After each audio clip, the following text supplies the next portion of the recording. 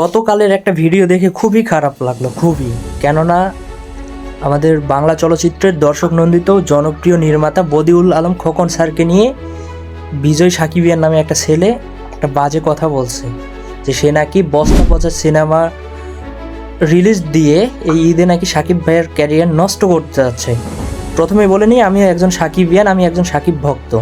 তার আগে আমি একটা কথা বলতে চাই যে বাপকে সম্মান দিয়ে তারপরে সন্তানের জায়গায় সন্তানকে রাখতে হবে।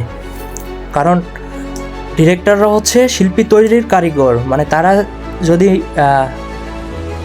কারিগর না হতেন তাহলে কিন্তু এই শিল্পীর জন্ম হতো না।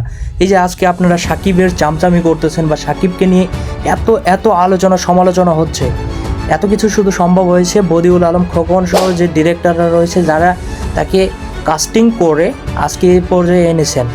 এই যে প্রিয়া আমার প্রিয়ার কথা বলেন, এটা ডিরেক্টর কে? ক্যাপ্টেন অফ দ্য শিপ কে? এই বদিউল আলম খোকন।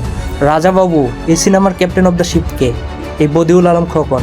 যার জন্য আজকে আপনারা সাকিবকে চিনতেছেন, আজকে সেই বদিউল আলম খোকনকে ছোট করে কথা বলতেছেন, তার জন্যই কিন্তু আজকে সাকিব এই জায়গায় আসছে। এটা মাথায় রাখা উচিত।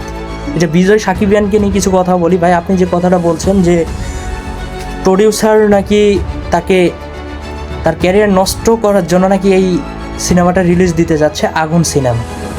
তো ভাই, একটা মানুষ যখন একটা টাকা ইনভেস্ট করে তার অবশ্যই ইচ্ছা থাকে যে সে টাকাটা যাতে সে ফিডব্যাক পায়, আর সেটা পাওয়ার একমাত্র উপায় হচ্ছে ঈদে যদি সিনেমা রিলিজ করে সেই মুহূর্তে।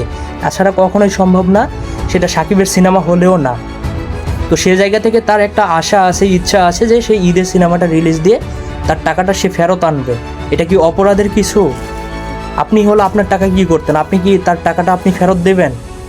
সে যেহেতু টাকা ইনভেস্ট করছে, তাকে কাস্ট করাইছে, সে তার ইচ্ছা মতো সিনেমা রিলিজ দিতে পারে। এখানে কারো ধরা বাঁধার কোনো নিয়ম নাই বা থাকতে পারে না। এখানে আপনি বলার কে? এবং আপনি যে বদিউল আলম খোকন স্যারকে যে ছোট করে কথা বলছেন, আপনার বোঝা উচিত আগে বাপকে সম্মান দিতে হবে, তারপরে সন্তানকে। আপনি সন্তানকে সম্মান দেন, ঠিক আছে, বাট বাপকে অসম্মান করে সন্তানকে সম্মান জানাচ্ছেন, এটা কী ধরনের বেয়াদবি? এটা ভুলেও করবেন না। কারণ ডিরেক্টর হচ্ছে শিল্পী তৈরির কারিগর, তাদের ছাড়া কখনোই শিল্পী তৈরি হয় না। তারা যদি নতুন কাউকে সুযোগ না দেয়, আজকে সাকিব কোথা থেকে